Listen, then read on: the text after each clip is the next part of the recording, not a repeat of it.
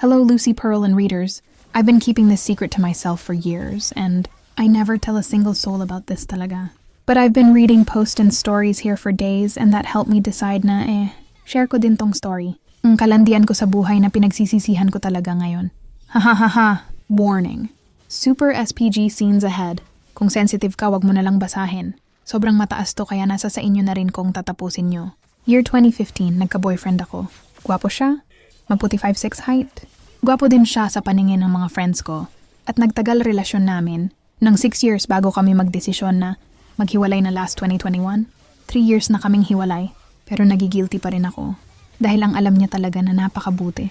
Kung girlfriend sa kanya, nung kami pa at never akong nagloko tulad niya. Ang hindi niya alam ay, year 2017, may nakilala akong lalaki na sobrang gwapo talaga. At manager siya ng isang sikat na store.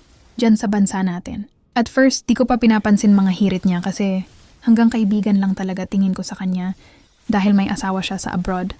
Pero wala pa silang anak. At alam ko din na zegs lang ang habol niya sa akin dahil di naman sa pagmamayabang binigyan ako ng magandang katawan ng Diyos. Good ang figure ko, fit ako, malaki wet po ko at hinaharap nagwo-workout din naman. Kasi ako always at dun ko din siya nakilala sa gym. So ayun na nga mga sis.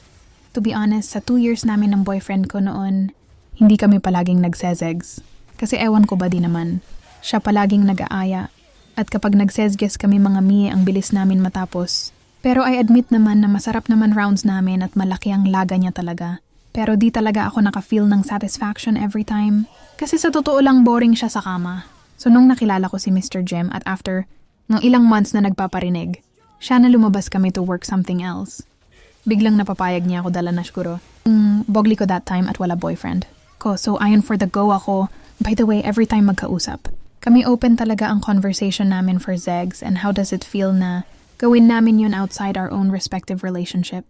We are both open-minded pero at first di talaga ako pumayag kasi married siya at ayaw kung mag-cheat sa boyfriend ko. Pero bumigay din ako kasi na-curious na din ako kinalaunan. So pumasok kami sa isang hotel at pagkapasok pa lang namin ng kwarto, bigla niya ko binuhat at humalik agad siya sa liig ko. At grabe ang init ng hininga niya at pati na rin ng katawan ko biglang nahawa.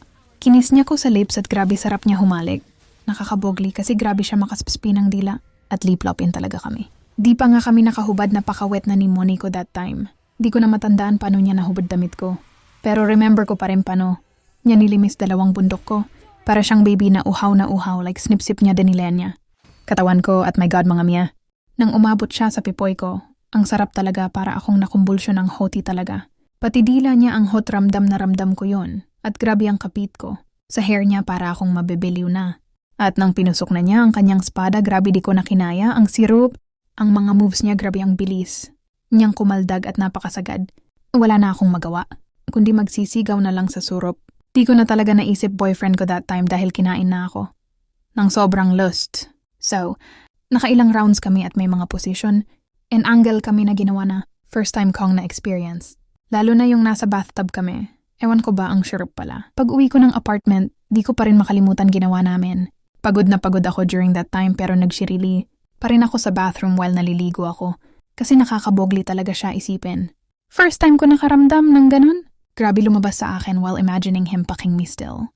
While nagsarili ako sa shower, nanginig talaga tuhod ko mga mi. After ilang weeks bigla nag-aya ang boyfriend ko. Siyempre pumayag ako. Ramdam ko ang bogli ng boyfriend ko that time since ang tagal na naming di nakapag-zegs dalawa. Mahal ko naman boyfriend ko kaya nisisarapan pa din ako sa kanya. Ginawa ko yung ilang moves na natutunan ko kay Mr. Jim at ramdam ko na nagulat. Boyfriend ko that time, kaya ginalingan niya din. Di ko mapigilan mag-guilty dahil alam ko nagkasala ako sa kanya. Kaya asa pambawi, ginalingan ko talaga. Performance ko sa kanya during that time. At yun nga, satisfied na satisfied siya at panaymuan niya as in nagsisigaw talaga siya. After ang ilang days, umalis na naman si boyfriend. Kasi may work siya outside the city. At medyo matatagalan na naman ang balik niya. Parati pa rin kami nagkikita ni Mr. Jem sa gym pero di kami nagsezegs. Parang normal lang ang batian namin. Like nothing happened. Di namin pinag-usapan kahit once yung nangyari after nun. Pero noong New Year's Eve 2018, bigla siyang nagyaya na lumabas daw kami to see some fireworks. Pero sabi ko di ako makakapunta sa place. Pero 3 AM nasa labas siya ng apartment ko. Alam niya address ko kasi hinatid niya ako nung after namin mag-zegs. So nangyari lumabas na lang ako at pumasok sa sasakyan niya. Usap kami saglit sa may park pero di kami lumabas. Ang car kasi rami ding tao doon tumatambay rin. After a while, bigla niya akong hinalikan. Naginit naman ako bigla so ayon nagmimiki out kami sa car niya. Hanggang sa pinasuboy niya spadi niya sa akin. Di ako mahilig mag-JB pero ginawa ko na lang. Malinis naman siya at mabango. So ayun, nabugli na naman ako while nag-JB ako sa kanya at panaymuhan siya. Nainis lang ako ng slight like, nung malapit na siya labisan siguro na carried away. Siya so sobrang pinush niya talaga head ko. Sa spaday niya while subo ko ang sa kanya. Like Glock. Talaga ha nakakaloka. So after niyang milabisan break muna kami saglit sa ginagawa namin.